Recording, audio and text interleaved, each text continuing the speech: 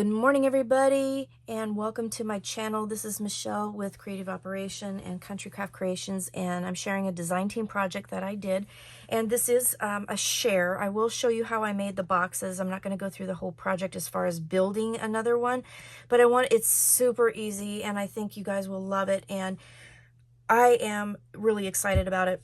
So I don't have a whole lot of Valentine's Day decorations and things. I really wanted to do something with it, and with this paper collection called Love Letters by Country Craft Creations, and let me show you.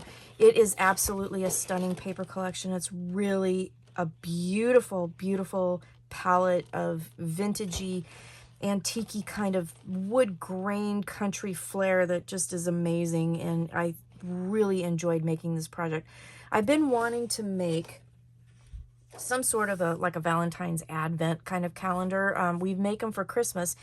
I don't normally make them for Valentine's Day. And I thought, well, if you have, kids that you want to get them excited for Valentine's Day, or, even for your loved one, your spouse, this would be kind of a cute little project to do. And even if you don't use it, it's absolutely a beautiful project to make. So I'm going to show you and talk with you how I made it, but this is really cute. So again, this is Love Letters by Country Craft Creations at countrycraftcreations.com. And what I did was I created an Advent calendar, kind of countdown thing for Valentine's Day. So my thought was to make all these little drawers, and you could put, little candies, you could put little love notes, depending on how you made this, it could be used for so many different things. There's 14 boxes, so the 14, days of Valentine's.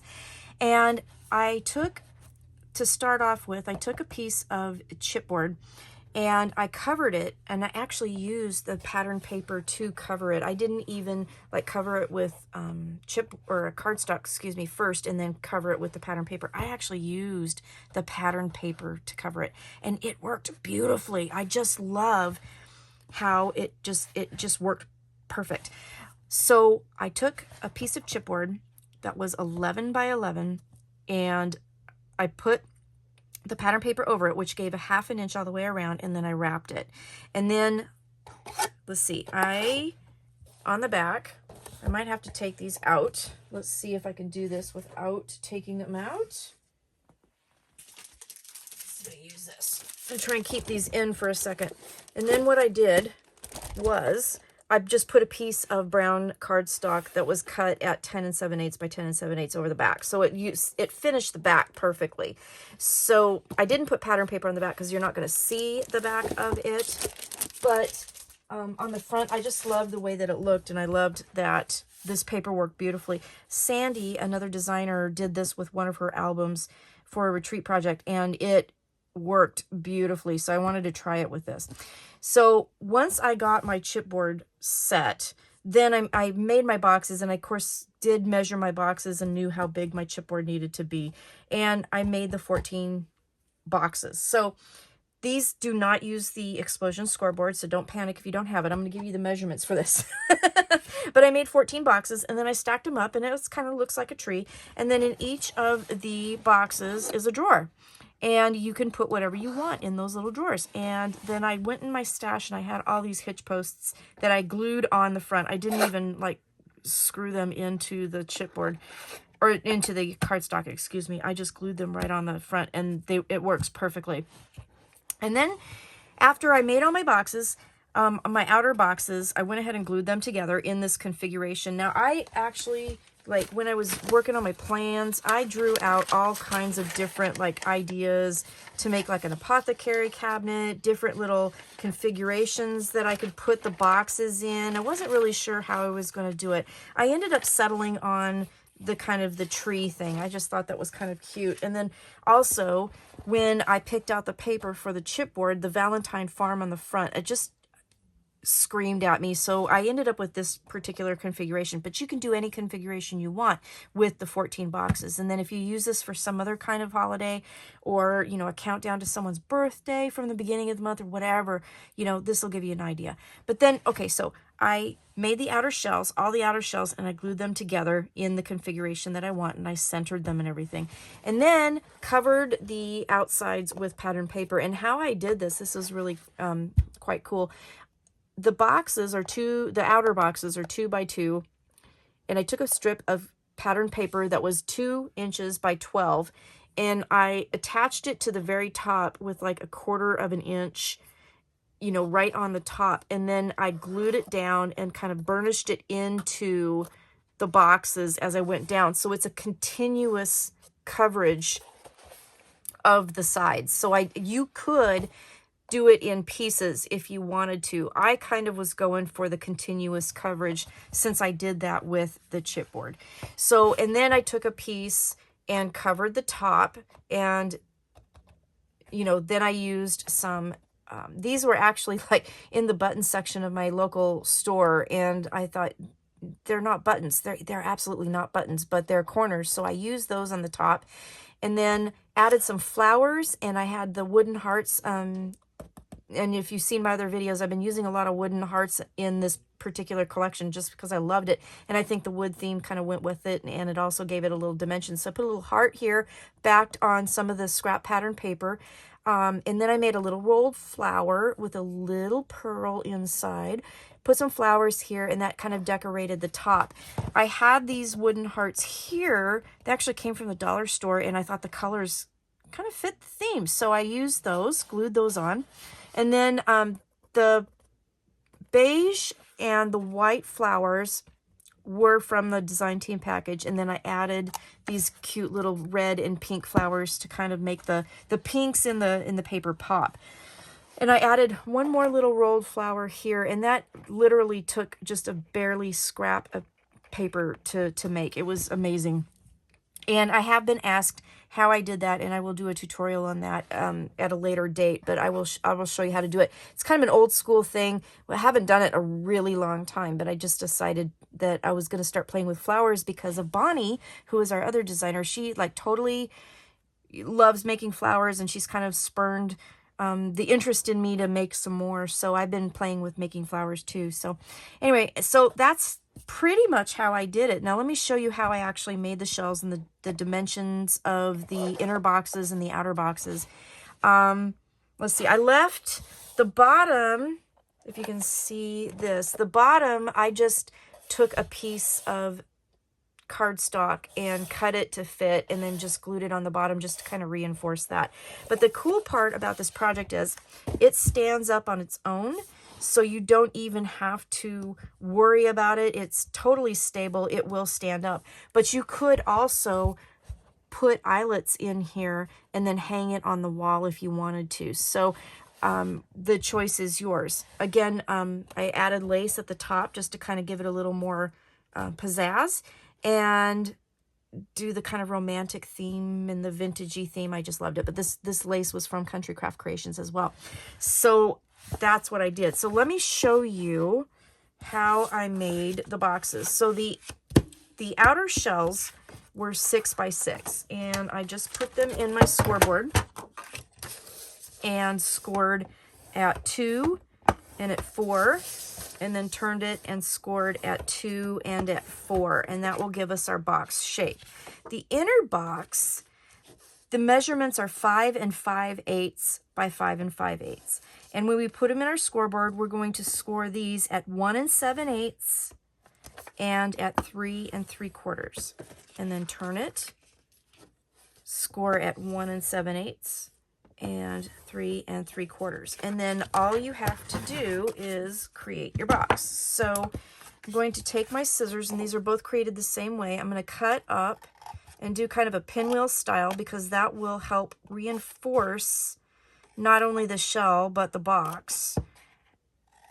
And so you cut up the score straight, and then you create a tab and then turn it. And this is how I do like a lot of my boxes, and like when I make explosion boxes and I'm creating my lids, those kinds of things. This is exactly the same thing, but you don't need a scoreboard to do this one. All right, so I'm just cutting up, and I'm doing it pinwheel style, and what that does is that creates a tab for every side of your box and reinforces it a little bit. All right. So last one, and you're going to do the exact same thing for the other one. Okay, so let's go ahead and do that while we got our scissors out. And I'm just cutting straight up the score again and doing that. So I will finish this one and then I will come back and we will put these together. Okay, I'm back. So I have my box shell and my box that goes inside cut. So we're just going to fold and burnish, and then we're going to glue them together. And they're both going to be done the same exact way. And then one will just fit inside the other. And so this creates kind of the cupboard or shell of the box. And then it also will create the little drawer that comes out. Okay, so I'm just going to glue these together, matching up my sides.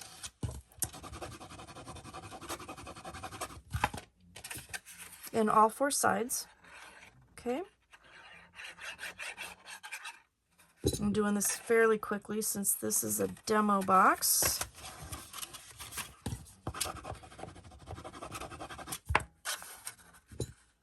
Put your glue here. Now, when you do this side, because this can be a little tricky, make sure that you pop this side in, because otherwise it'll be on the outside of your box, and then you'll have to try and figure out how to get it on the inside of your box.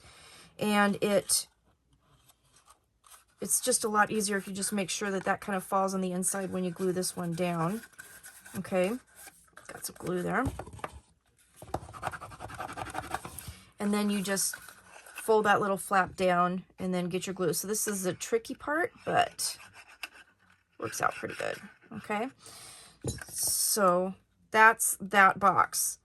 So seriously, that is all there is to making this shell. So this is the outer box here. So I made that. I made 14 of those. And as I went, I glued them together in strips of 5, and then strips of 4, strip of 3, strip of 2. And then I centered them together and then glued the strips together. Okay. So I'm going to finish the inner box and I will be right back. Okay, so I have my shell done, I have my inner box done, and then basically what this does is it just goes in there, and that creates the drawer. So I made, after I put the shells all together, then I went ahead and centered them on my covered chipboard and glued them down so that it was all steady, and then I put in my little drawers. Now, I didn't cover with pattern paper on the inside of my shells or the inside of the box or anything like that, because they're not going to show. The only thing that's going to show is the outside.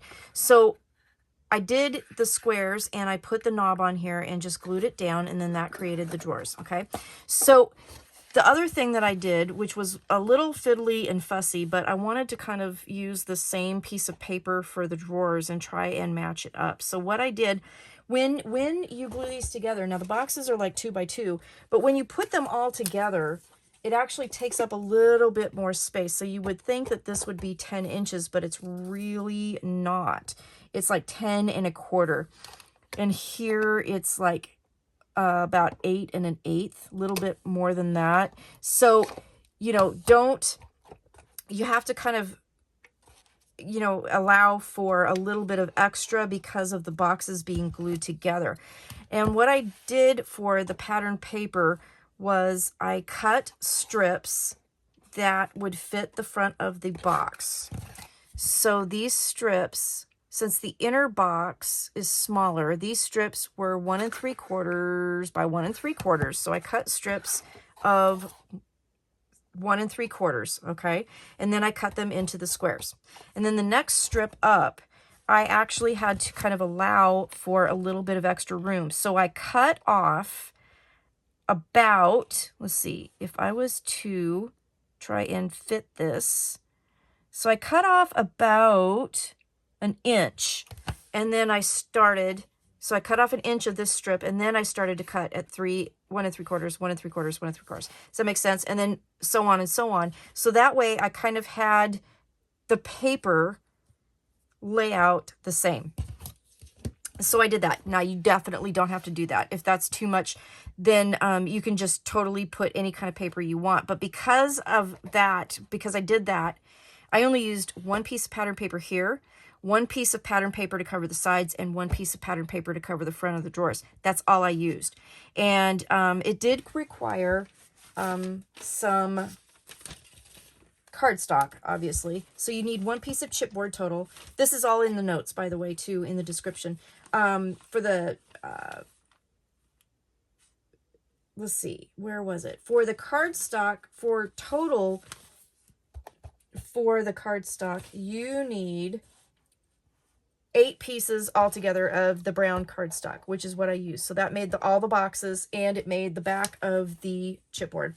And then I only used 3 pieces of pattern paper, and I did use 14 knobs. Now let's talk about the knobs. The knobs can be anything you want.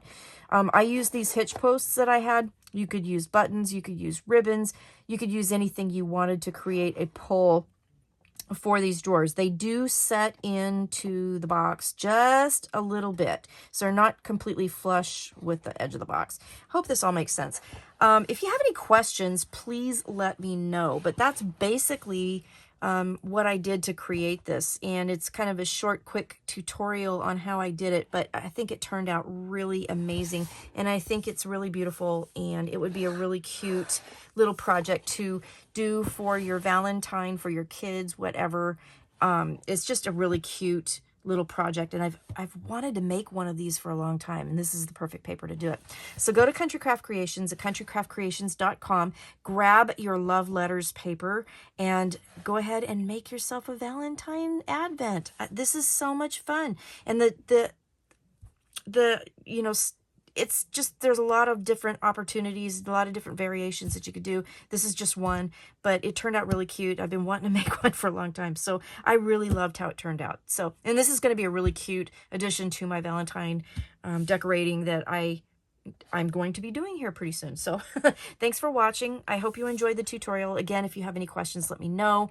But that's kind of the quick and dirty of how I made this. So thanks for watching. Have a really good day, and I will see you again soon. Bye-bye.